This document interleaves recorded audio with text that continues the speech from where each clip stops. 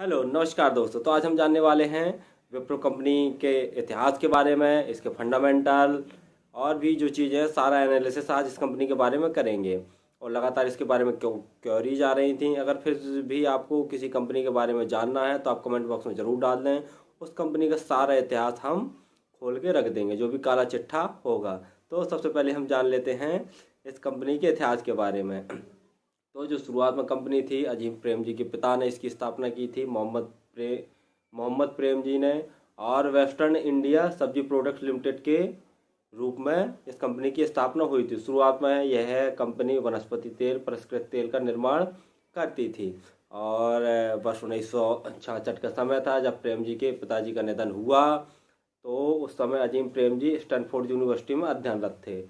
उन्हें तत्काल सूचना मिली, वो तत्काल आए। 21 वर्ष की उम्र में ही उन्हें विप्रो का अध्यक्ष भी चुन लिया गया। अब जान लेते हैं कि आईटी सेक्टर की तीसरी सबसे बड़ी कंपनी कैसे बनी। तो ये दौर था 1977 का। सरकार बनती है जैसी जनता सरकार की, तो जो विदेशी कंपनियां रहती हैं जैसे आईबीएम कंपनी, तो इनको भारत छोड़ने के लिए यह सरकार आदेश देती है, जिसका फायदा हमारी ये विप्रो कंपनी को मिल जाता है।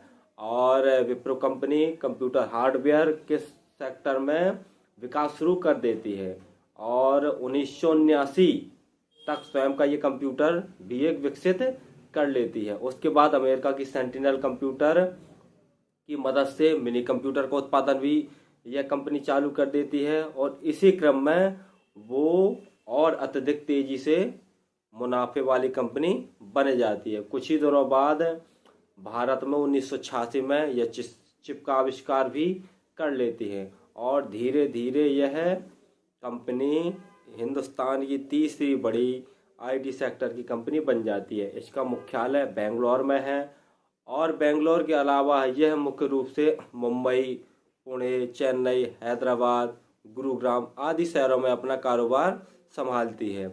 और विदेशों में भी ये अपना कारोबार संभालती है, जैसे यूरोप, मिस्र, उत्तर अमेरिका, एशिया आदि जगह इसकी शाखा के ग्राहकों के बारे में। तो फॉर्च्यून कंपनी की 50 कंपनियों सहित विप्रो की अमेरिका, यूरोप तथा जापान में 300 से अधिक ग्राहक हैं। इसके मुख्य ग्राहकों में जैसे नाम है Nortel, Boeing, BP, Cisco, IBM, Microsoft, Sony, HP, Airbus, Toshiba, Walmart ये आदि प्रमुख नाम हैं। मध्य पूर्व में भी इसके प्रमुख ग्राहक हैं, जैसे स्टेट कंपनी, सरसाय electricity, Dubai government, Qatar Petroleum, Bahraini, Saudi bank, Kuwait, Doha bank आदि कंपनियां इसमें शामिल हैं मुख्य ग्राहकों के रूप में। और यह कंपनी न्यूयॉर्क स्टॉक एक्सचेंज में भी सूचीबद्ध है। और अगर आज की डेट में हम देखें तो इसमें लगभग 1,70,000 से ज़्यादा कर्मचारी काम कर रहे हैं। चलिए अब हम जान लेते हैं इसकी हिस्सेदारी के बारे में।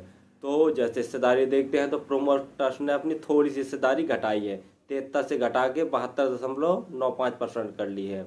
एफआईआई अर्थात जो विदेशी इन्वेस्टर हैं उन्होंने भी अपनी हिस्सेदारी घटाई है, 6.95 से 6.58 कर लिया। म्यूचुअल फंड इन्होंने भी नाम मात्र हिस्सेदारी घटाई है, 3.30 से 2.87 कर ली है। और जो इंश्योरेंस कंपनियां हैं इन्होंने दोस्तों अपनी ताबड़तोड़ हिस्सेदारी बढ़ाई है, 0.05 नाम मात्र थी, जिन्होंने अपनी हिस्सेदारी बढ़ाकर 4.63 कर ली है। डीआईआई इन्होंने भी अपनी हिस्सेदारी बहुत ताबड़तोड़ तरीके से बढ़ाई है, 0.09 से 2.76 कर ली है। और जो रिटेल भाई है हमारे, उनकी हिस्सेदारी स्वाभाविक सी बात है घटी जाएगी, 16.62 से 10.21 ही बची है। चलिए अब जान लेते हैं हम इस कंपनी के और फंडामेंटल के बारे में।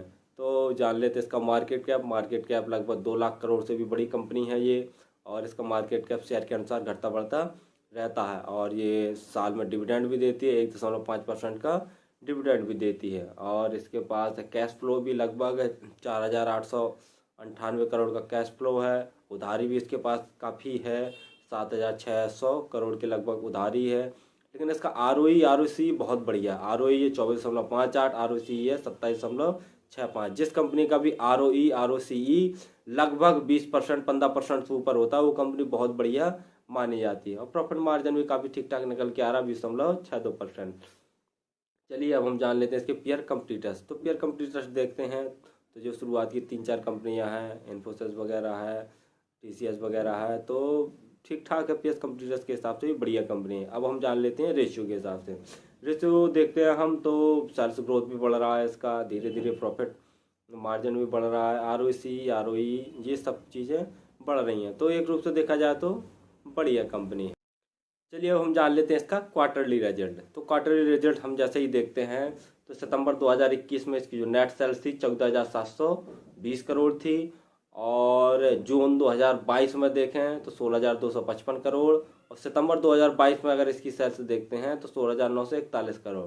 अर्थात जो नेट सेल्स है वो हमारी कहीं ना कहीं बढ़ रही है क्वार्टर इन क्वार्टर। अब प्रॉफिट आफ्टर टैक्स देखते हैं तो सितंबर 2021 में प्रॉफिट आफ्टर टैक्स है इसका 2,387 करोड़, और जो कि सितंबर 2022 में थोड़ा सा घट गया है, जो कि बच गया है 2,282 करोड़ का। यानी थोड़ा सा लॉस तो नहीं हुआ, थोड़ा सा प्रॉफिट कम हुआ है क्वार्टरली क्वार्टर। ये हम जान लेते हैं इसके ईयरली रिजल्ट के बारे में। तो ईयरली रिजल्ट देखते हैं हम, जैसे नेट प्रॉफिट और नेट सेल्स। तो सबसे पहले हम जान लेते हैं नेट सेल्स। तो नेट सेल्स 2018 में 44,710 करोड़, 2019 में 48,123 करोड़, 2020 में 50,407 करोड़, 2021 में 50,299 करोड़, 2022 में 59,274 करोड़। जो कि हम देख रहे हैं नेट सेल्स लगातार साल दर साल बढ़ रही है। अब देख लेते हैं नेट प्रॉफिट।